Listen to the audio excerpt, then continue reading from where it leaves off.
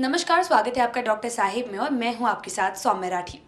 Doctor Sahib के आज के एपिसोड में हम ये जानने वाले हैं कि गर्मियों के दिन में जैसे लोगों को एसी के अंदर बैठने की आदत होती है, एसी के कमरे को छोड़कर सीधा भरी धूप में चले जाते हैं, तो इन आदतों की वजह से सांस लेने की तकलीफें कितनी ज़्यादा बढ़ सकती है, या फिर यूँ कहें कि फेफड़े से जुड़ी जो समस्याएं हैं उनमें क्या बदलाव हो सकता है। और ये सब कुछ समझाने के लिए इस वक्त मेरे साथ बैठे हैं डॉक्टर अमिताभ बंका, जो कि बिहार के सबसे जाने माने फेफड़े से जुड़े रोगों के विशेषज्ञ हैं। सबसे पहले डॉक्टर साहब नमस्कार, बहुत बहुत स्वागत है आपका। नमस्कार, धन्यवाद।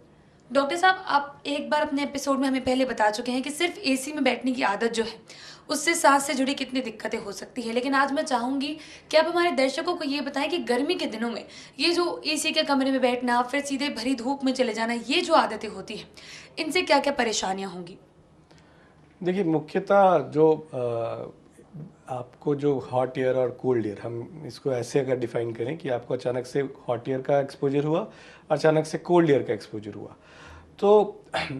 ऐसे नॉर्मल पेशेंट्स में तो शायद कोई बहुत ज़्यादा दिक्कत इससे ना आए। पर जो पेशेंट एस्थमेटिक होते हैं या जिनको पहले से सांस की बीमारी या सांस की कोई दिक्कत होती है,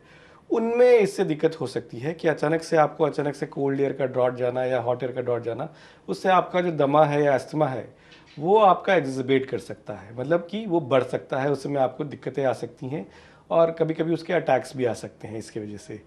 तो मेनली जो आप कह रहे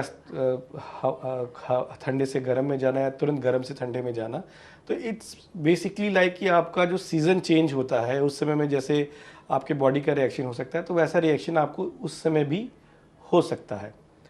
दूसरा, अगर आप समर की बात करो कि समर के अंदर क्या क्या दिक्कतें ज़्यादा हो सकती हैं, तो देखिए यूजली जो समर में है सांस की बीमारियां थोड़ी कम होती हैं। हमारे पास सांस के मरीज थोड़े कम आते हैं। पर एक जो सबसे प्रमुख चीज़ होता है समर के अंदर, वो होता है पोलन सीज़न। कुछ पोलेंस जो होते हैं वो समर में ही आपका आते हैं हवा के अंदर। तो ये जो पोलेंस होते हैं ये अक्सर, फिर मैं कहूँगा कि दमे के मरीज में, चूँकि दमा का मरीज जो है वो अक्सर नॉर्मल रहता है, पर कोई ट्रिगर से उसको दिक्कत बढ़ जाती है,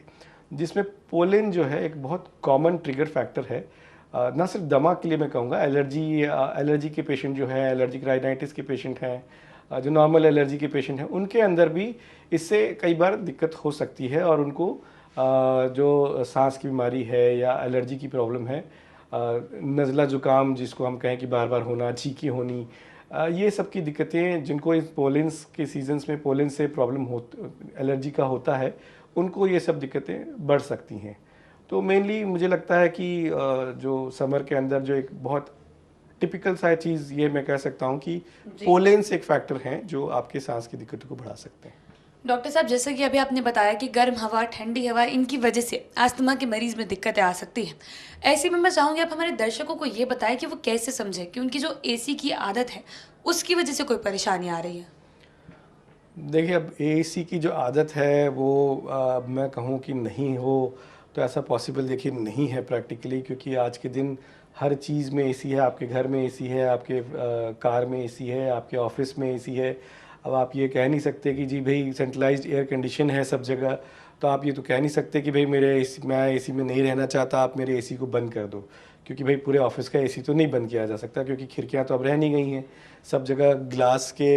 ऑफिसेज हो गए हैं और वहाँ पे एसी के बगैर तो आप रह भी नहीं सकते।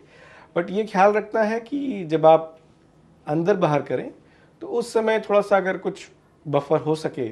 तो, या बहुत ज़्यादा पीरियड ऑफ का एक्सपोजर का ना रहे, आप मतलब जैसे एसी से निकले हैं तुरंत गाड़ी में बैठ जाएं या घर पे हैं तो